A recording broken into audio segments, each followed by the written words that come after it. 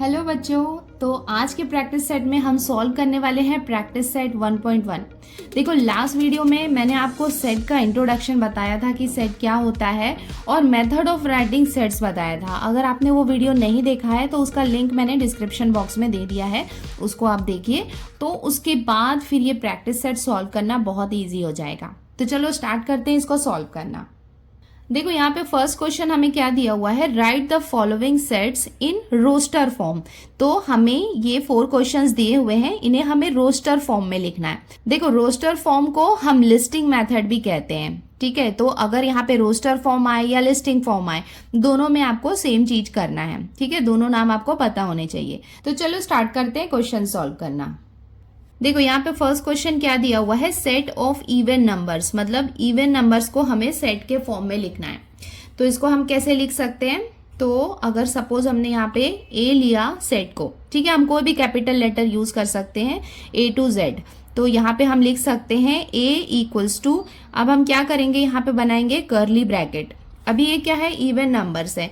Even numbers आपको पता है कि कौन कौन से होते हैं, 2, 4, 6, 8, 10, 12 सब होते हैं। बट कहाँ तक लिखना है ये ऐसा हमें क्वेश्चन में मेंशन नहीं किया है, ठीक है। अगर मेंशन नहीं किया है तो यहाँ पे हम ऐसे डॉट डॉट डॉट डॉट लगा सकते हैं, मतलब ये कितना है, टिल इनफाइनाइट ये हो सकता है। और ये हो जाएगा इसका आंसर। कितना सिंपल था ना। अगर आपने ये लास्ट इंट्रोडक्शन वाला वीडियो देख लिया है तो आपको ये काफी इजीली क्या होगा, ये समझ में आ जाएगा। देखो, नेक्स्ट क्वेश्चन में हमें क्या दिया हुआ है, set of even prime numbers from 1 to 50। तो देखो, सेट लिखना है तो हमें सेट का रूल पता है कि हमें कैपिटल लेटर यूज करना है। तो आप कोई भी कैपिटल लेटर यूज कर सकते हो। A इक्वल्स टू, उसके बाद सेट के रूल में हमें क्या करना होता है, कर्ली ब्रैकेट बनाना होता है। तो ये कोई स्पेसिफिक नहीं है, जैसा आपको बुक में दिया है और आपसे जैसा जमता है आप वैसा बना लो। तो कर्ली ब्रैकेट ओपन। अब हमें क्या करना है, प्राइम नंबर्स लिखने हैं 1 to 50 के बीच में, बट कौन से, इवन प्राइम नंबर्स लिखने हैं। तो इवन प्राइम नंबर्स, देखो प्राइम नंबर्स क्या होते हैं हमें पता है, जो 1 से डिवाइड होते हैं और सिर्फ खुद के नंबर से डिवाइड होते हैं, वो होते हैं प्राइम नंबर्स। सो 1 से 50 के बीच में कौन कौन से प्राइम नंबर्स हैं जो सिर्फ 1 से या अपने आप से डिवाइड होते हैं, 2 है, 3, 5, 7, 11, 13, 17, 19, 23। अगर आप सारे प्राइम नंबर्स को देखोगे तो उसमें से जो 2 है वही सिर्फ इवन प्राइम नंबर है। उसके अलावा जितने भी प्राइम नंबर्स हैं 3, 5, 7, 11, 13, 17, आप ये ट्राई करके देख लो, उसमें से कोई भी इवन प्राइम नंबर नहीं है, क्योंकि अगर वो इवन होगा तो वो 2 से डिवाइड हो जाएगा ना। तो बट ऑब्वियस वो पॉसिबल ही नहीं है। तो इसका मतलब इसका आंसर में सिर्फ हम यहाँ पे 2 लिखेंगे, उसके बाद ही कर्ली ब्रैकेट को क्लोज कर देंगे और ये हो जाएगा इसका आंसर। है ना, कितना छोटा सा आंसर। तो यूजुअली ये हाफ या फिर 1 मार्क्स के लिए आते हैं और इसमें आप फुल मार्क्स इजीली गेन कर सकते हो। नाउ नेक्स्ट क्वेश्चन है सेट ऑफ नेगेटिव इंटीजर्स। तो हमें क्या करना है, नेगेटिव इंटीजर्स को लिखना है। तो इसको हम कैसे लिख सकते हैं, A इक्वल्स टू, आप यहाँ पे B इक्वल्स टू या फिर कोई भी कैपिटल लेटर्स यूज कर सकते हो, इक्वल्स टू कर्ली ब्रैकेट यहाँ पे आप ओपन करोगे। देखो, नेगेटिव इंटीजर्स -1 से स्टार्ट होते हैं, तो ये हो जाएगा -1, -2, -3, -4, और ये कहाँ तक होगा, इनफाइनाइट होगा, क्योंकि हमें पता नहीं है कि ये कहाँ तक हो सकता है नेगेटिव। तो इनफाइनाइट के प्लेस पे हम यहाँ पे ऐसे डॉट डॉट डॉट डॉट भी लगाएंगे तो वो भी चलेगा। तो ये हो गया सेट ऑफ नेगेटिव इंटीजर्स। तो जब यहाँ पे मेंशन नहीं किया है ना कि अप टू कहाँ तक हमें लिखना है, तो ऐसे आपको डॉट डॉट डॉट डॉट लगा देना है और ये हो जाएगा इसका आंसर। नेक्स्ट क्वेश्चन है 7 बेसिक साउंड्स ऑफ सरगम। सुर, मतलब सुर के जो 7 बेसिक साउंड्स है वो हमें लिखना है। तो ये आपको पता है ना कि 7 बेसिक साउंड कौन से होते हैं, सा, रे, ग, म, प, ध, नी। तो वो आपको लिखना है। तो इसको आप लिख सकते हो A equals to curly bracket open, फिर आप लिखेंगे सा, रे, ग, म, प, ध, नी। ये क्या है, 7 बेसिक साउंड का कलेक्शन है, तो इसे हम कहेंगे इसका सेट। अब हम आते हैं इसके क्वेश्चन नंबर 2 में। देखो, यहाँ पे हमें क्या दिया हुआ है, write the following symbolic statements in words. तो यहाँ पे कुछ सिंबॉलिक स्टेटमेंट्स हमें दिए हुए हैं जिन्हें हमें वर्ड्स में लिखना है। देखो ये हमेशा याद रखना कि ये जो दिया हुआ है ना ऐसा ई की तरह लग रहा है, तो ये जो ई की तरह लग रहा है इसका मतलब होता है बिलोंग्स टू।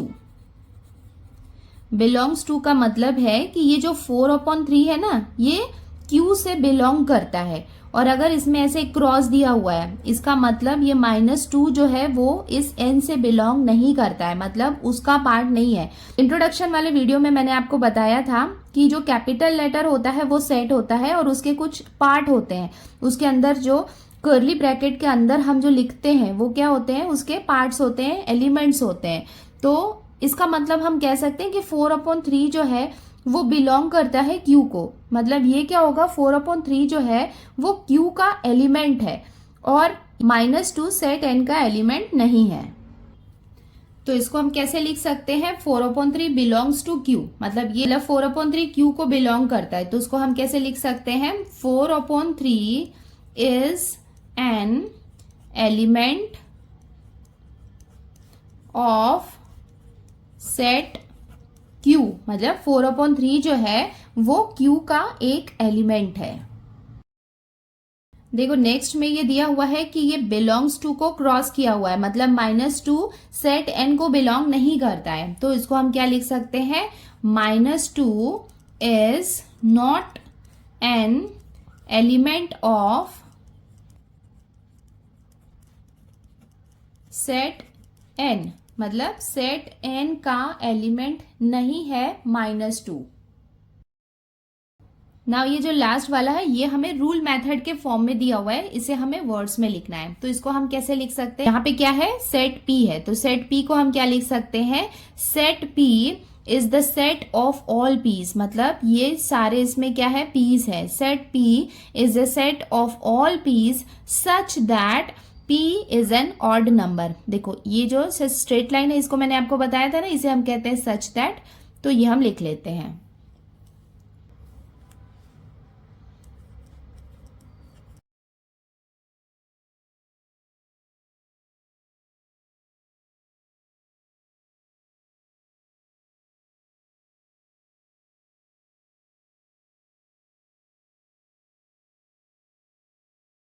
तो इसे हम ऐसे लिख सकते हैं, set p is N set of all p's such that p is an odd number.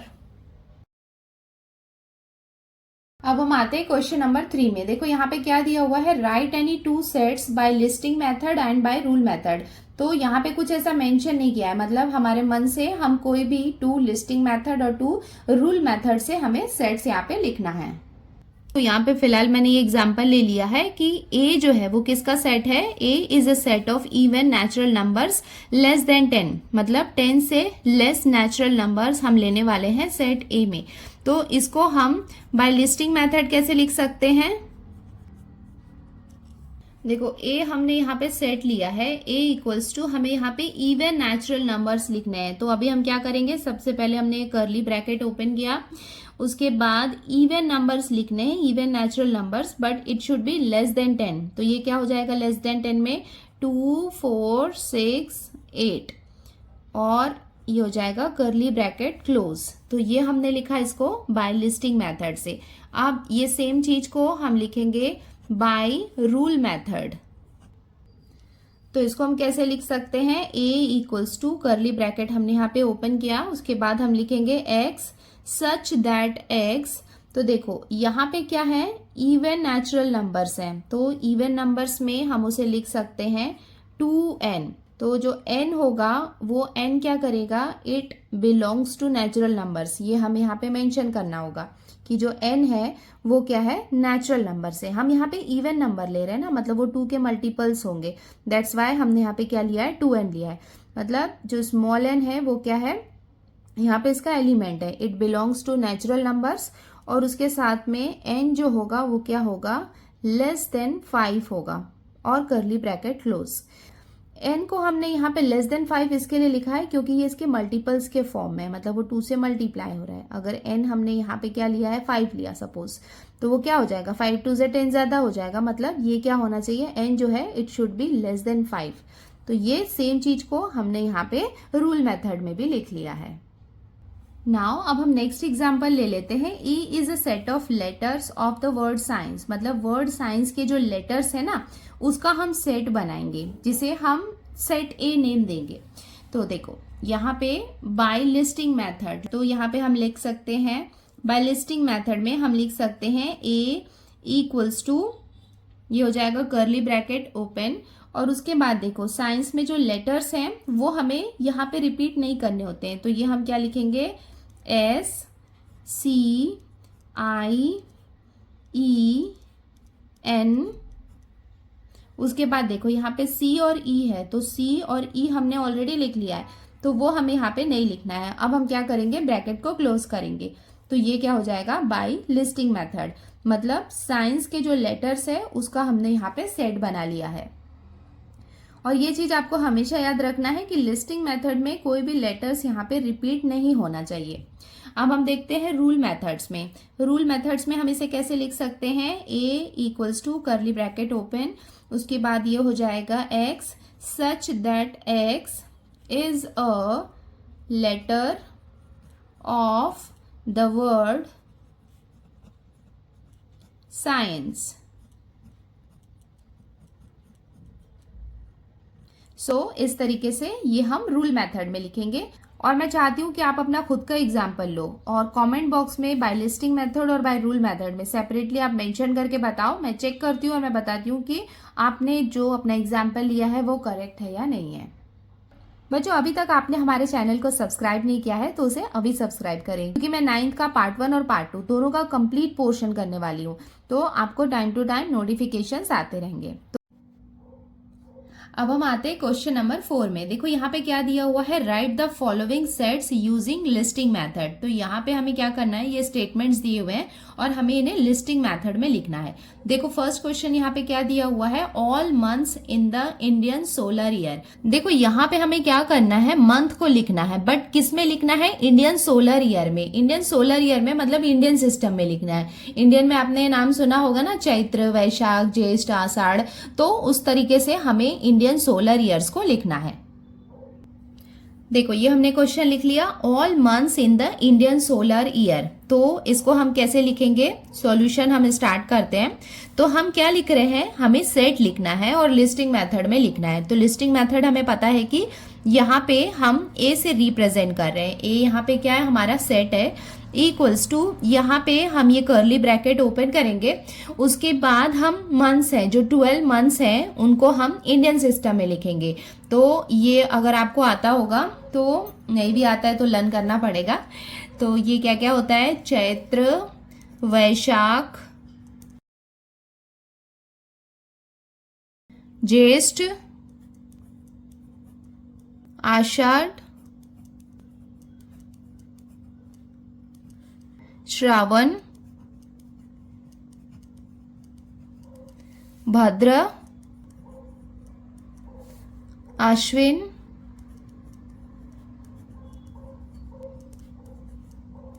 Kartik अग्रहायण Paush Magh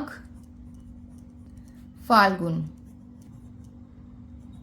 now अब ये कर्ली ब्रैकेट को हम क्लोज कर लेंगे, तो ये हमारा क्वेश्चन कंप्लीट हो गया है। नाउ नेक्स्ट क्वेश्चन है letters in the word complement. तो ये हम स्टार्ट करते हैं, ए से हम रिप्रेजेंट कर रहे हैं सेट को, उसके बाद ये हो जाएगा इसका कर्ली ब्रैकेट। नाउ यहाँ पे जो लेटर्स है वो हमें लिखना है, बट आपको ध्यान रखना है कि लेटर्स रिपीट नहीं होने चाहिए। तो चलो चेक करते हैं, यहाँ पे आ जाएगा C O M P L E N। देखो यहाँ पे M और E हमने नहीं लिखा, क्योंकि M और E हमने ऑलरेडी लिख लिया है, तो ये हो जाएगा N, उसके बाद हम लिखेंगे T और ये कर्ली ब्रैकेट यहाँ पे क्लोज हो जाएगा और ये हो जाएगा इसका आंसर। नाउ नेक्स्ट क्वेश्चन है set of human sensory organs. तो हमें क्या करना है, जो सेंस ऑर्गन्स होते हैं उनके बारे में उनका सेट बनाना है। तो चलो स्टार्ट करते हैं इसका सॉल्यूशन। इसको हम लिख सकते हैं A इक्वल्स टू, अच्छा ये ध्यान रखना कि कोई जरूरी नहीं है कि आपको A लिखना है, B C XYZ आप कुछ भी लिख सकते हैं, बट वो सेट है तो कैपिटल लेटर में होना चाहिए। देखो अब इसको हम क्या लिख सकते हैं, a इक्वल्स टू, हमने यहाँ पे ये कर्ली ब्रैकेट ओपन कर लिया। अब आपको पता है कि सेंस ऑर्गन कौन कौन से होते हैं, तो चलो स्टार्ट करते हैं। नोज, ईयर्स, आईज, टंग, स्किन। उसके बाद ये कर्ली ब्रैकेट को हम क्लोज कर लेंगे और ये हमने ये 5 सेंस ऑर्गन, आपको पता है कि ह्यूमन में 5 सेंस ऑर्गन्स होते हैं, वो हमने यहाँ पे लिख लिए और ये हो जाएगा इसका आंसर। अब हम आते हैं क्वेश्चन नंबर 4 में। देखो यहाँ पे क्या दिया हुआ है, set of prime numbers from 1 to 20। तो हमें यहाँ पे क्या करना है, प्राइम नंबर्स लिखने हैं बिटवीन 1 to 20। तो चलो यहाँ पे सपोज अभी हम सेट के लिए कुछ और ले लेते हैं, लेटर एक्स ले लेते हैं। यहाँ पे हो जाएगा x इक्वल्स टू, अब ये हो गया कर्ली ब्रैकेट ओपन। नाउ देखते हैं कि प्राइम नंबर्स कौन कौन से होते हैं। तो ये हो जाएंगे, हमें पता है कि प्राइम नंबर्स कौन कौन से होते हैं, 2, 3, 5, 7, 11, 13, 17, 19। उसके बाद जो होता है वो 20 से ऊपर होगा और 20 तो प्राइम नंबर होता नहीं है, तो ये हो जाएगा प्राइम नंबर। अब हम ये कर्ली ब्रैकेट को क्लोज करेंगे और ये हो जाएगा इसका आंसर। अब हम आते हैं नेक्स्ट क्वेश्चन नंबर 5 में। Names of continents of the word, तो वर्ड के जो कॉन्टिनेंट्स हैं उनका हमें सेट बनाना है। तो यहाँ पे हम कोई लेटर ले लेते हैं, सपोज ई ले लिया हमने, ई इक्वल्स टू, ये हमने कर्ली ब्रैकेट ओपन किया। अब हम यहाँ पे लाइन से जितने कॉन्टिनेंट्स हैं वो हम लिख लेते हैं। तो कौन कौन से कॉन्टिनेंट्स होते हैं, Asia, Europe, Africa, Australia, Antarctica,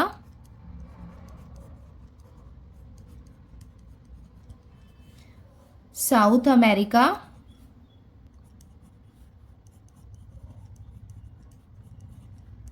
और ये जो लास्ट वाला है ना, ये आपके लिए यहाँ पे होमवर्क मैंने छोड़ा है, मुझे कमेंट बॉक्स में लिख के बताओ यहाँ पे लास्ट वाला कॉन्टिनेंट कौन सा है, ठीक है। और ये हो जाएगा इसका आंसर।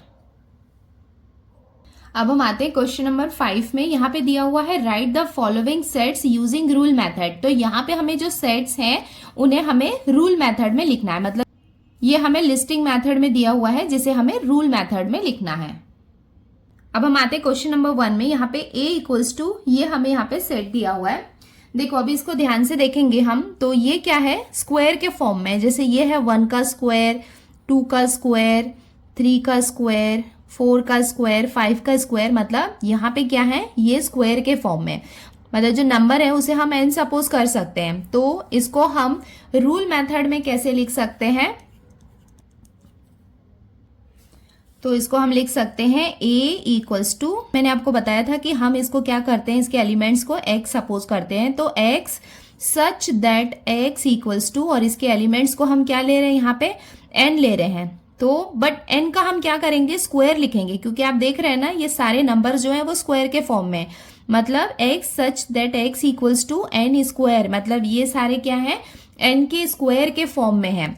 और n जो है वो किसको बिलोंग करता है, n belongs to natural numbers, क्योंकि ये सारे क्या है, नेचुरल नंबर्स है। उसके बाद एक और कंडीशन हमें क्या दी हुई है कि जो n की वैल्यू है वो या तो इक्वल होगी या स्मॉलर होगी 10 से।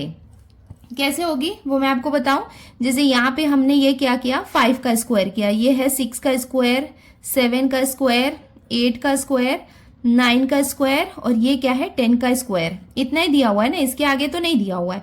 मतलब अगर हमने नंबर्स को n लिया है तो या तो n जो है वो 10 के इक्वल होगा या फिर 10 से स्मॉलर होगा। आपको दिख रहा है ना ये सारे 10 से स्मॉलर है, कोई भी घर तो है नहीं, तो ये कंडीशन है।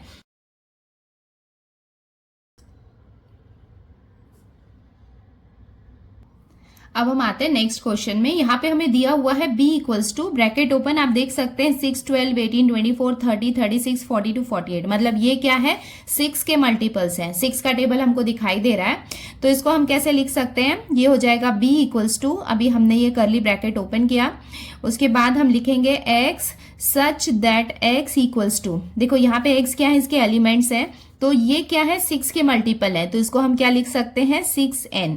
जहां पे n जो है वो किसको बिलोंग कर रहा है, नेचुरल नंबर्स को, क्योंकि ये सब क्या है, नेचुरल नंबर्स है, बट वो 6 के मल्टीपल है, ये हो जाएगा। उसके बाद आता है n जो है इट इज लेस देन 9। तो अगर आप यहाँ पे देखेंगे तो यहाँ पे सिर्फ 6 8 48 तक दिया हुआ है, 6 9 नहीं दिया है, तो हम इसे लिख सकते हैं कि n इज लेस देन 9, और ये कर्ली ब्रैकेट को हम क्लोज कर देंगे और ये हो जाएगा इसका आंसर। अब हम आते हैं नेक्स्ट क्वेश्चन में। यहाँ पे हमें लिस्टिंग फॉर्म में क्या दिया हुआ है, आप देख सकते हैं स्माइल का यहाँ पे हमें लेटर्स दिए हुए हैं। तो इसको हम रूल मेथड में कैसे लिख सकते हैं, c equals to curly bracket open किया x सच दैट x, ये तो हमें लिखना है, इक्वल्स टू, ये सब क्या है, is a letter in the word smile, then curly bracket close. ये क्या है, लेटर्स हैं, कौन से वर्ड के, स्माइल के, तो ये हमने इसे रूल मेथड में लिख लिया है। अब हम आते हैं नेक्स्ट क्वेश्चन में। यहाँ पे हमें सेट दिया हुआ है d equals to Sunday Monday Tuesday Wednesday Thursday Friday and Saturday. तो ये क्या है, डेज ऑफ अ वीक, तो इसे हम कैसे लिख सकते हैं, d इक्वल्स टू, ये कर्ली ब्रैकेट हमने ओपन किया, इसको हम लिख सकते हैं x such that x equals to, ये क्या है, is a day of a week, ये क्या है, एक वीक के डेज हैं, और कर्ली ब्रैकेट को हम क्लोज कर देंगे और ये हो जाएगा इसका आंसर। अब हम देखते हैं इसका लास्ट क्वेश्चन। यहाँ पे x इक्वल्स टू AET हमें दिया हुआ है, तो इसे हम रूल मेथड में लिख सकते हैं, x इक्वल्स टू, ये हो जाएगा कर्ली ब्रैकेट ओपन, उसके बाद इसको हम लिखेंगे, जैसे यहाँ पे x है तो यहाँ पे हम y ले लेते हैं, ये हो जाएगा y such that y is a letter in the word, अब इससे कोई वर्ड बनाओ, देखो कौन सा वर्ड बन सकता है, EAT, क्या हो सकता है, ईट हो सकता है, तो ये हो जाएगा ईट, मतलब ये किसका सेट है, is a letter in the word eat, मतलब लेटर का सेट है, कौन से वर्ड का, ईट का, और ये हो जाएगा इसका आंसर। बच्चों इसके साथ ही हमने प्रैक्टिस सेट 1.1 कंप्लीट कर लिया है। अब हम जल्दी मिलते हैं नेक्स्ट वीडियोस में। मैं ट्राई करूंगी कि जल्दी से जल्दी आपको वीडियोस अपलोड कर पाऊं। Till then bye bye.